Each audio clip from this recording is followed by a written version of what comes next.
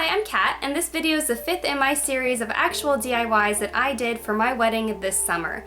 In this video, I show you how I made my own version of this super expensive pin that I fell in love with when I tried it on with my wedding dress. I saved about $150. The total cost of making this pin was actually only about $15 for me because I had a couple of the supplies laying around already, but if you were to go out and buy all of the pieces for this, it would probably be about $30. So I hope you enjoyed this video. If you like this one, make sure you check out my other DIYs that I did in this series. When I finally found my wedding dress, I absolutely loved it, but I knew I was going to take off the straps, give it more of a sweetheart neckline, and get rid of that terrible silver applique that looked awful on the dress. I tried it on with this pin when I was at the dress shop, and I absolutely fell in love with the way it looked on the dress. But when I went back to actually get the pin, I wasn't terribly excited about the quality of the pin that they had in stock. This is the silver one that they had in store, and the more I looked at it, the less I was impressed with the quality of the pin, and the more I thought I could make something just as good, if not better quality, and to my exact specifications to match the theme of my wedding.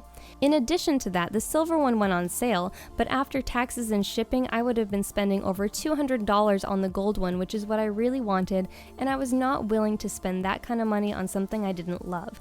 To make my own, I started by cutting out different sizes and shapes of all of my leaves for my pin. I just use a plain cream colored felt that was going to match the color of the cream or white in my dress.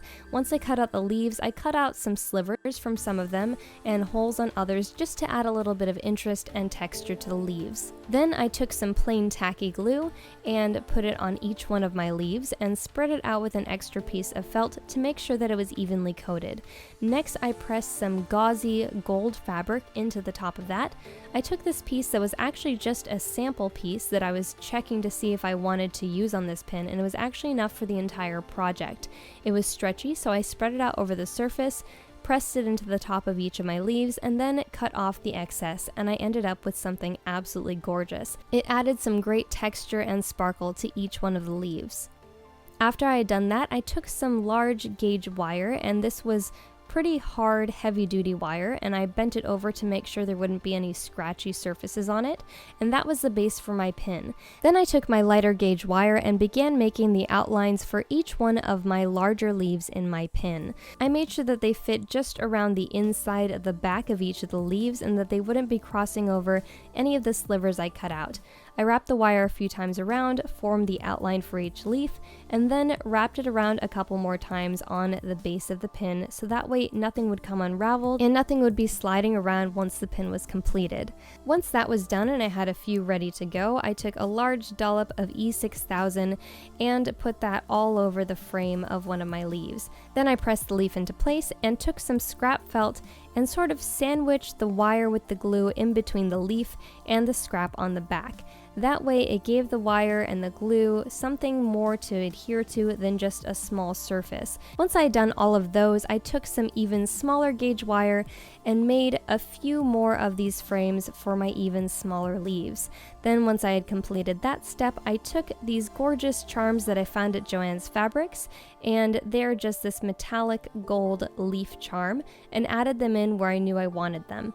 Then I took the hole on the bottom of the charm and fed my wire through that, and I simply placed that where I wanted it on the pin, and then wrapped the wire around the base of the pin the same way I had been attaching all of my other regular leaves.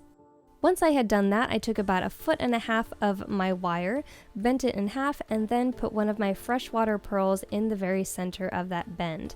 I grabbed the pearl and then held the ends of the wire and twisted them. That gave me this little nub type thing, and I still had my other tails of wire. I put one pearl in each one of those wire tails and then bent them over about 1/2 inch from my original work, and then I twisted each one of those the same way I had twisted my original pearl into place. Once I had done that, I ended up with something that was like this cross with pearls on each one of the points. Then I twisted the base, and that held all of my work into place. I still had my 2 wire tails, and I simply kept adding on more pearls and then twisting those into place, gradually adding on, working from small pearls to large pearls until I had completed this sort of pearl tree type structure. After that, I took this pin that was actually a gold shamrock pin, but you were not going to see the shamrock on this, and I attached it to the base of my pin with some wire just by wrapping it a few times around the pin to hold it in place. Then I made a couple more of my little tree type structures. This one was with rhinestones, and I just glued them in place after I made the loops. Eventually, I ended up making a second pearl tree type structure and attached that to the back of my pin, and then my original one went on the front center of my pin. And lastly, I went in with a toothpick and put on some little dabs of E6000 to attach my tiny freshwater pearls in little rows along the larger leaves of my pin. This added a gorgeous final detail and lovely texture to the pin. I absolutely love the way this turned out. I think it matched my dress gorgeously, it matched the theme of my wedding perfectly, and because it's a pin, I can remove it from the dress when I need to have the dress dry cleaned. Instead of spending all that money on a pin I only sort of liked, I ended up making one that I absolutely love and that matches my dress perfectly. Thanks for watching. If you enjoyed this video, remember to like, share, and subscribe.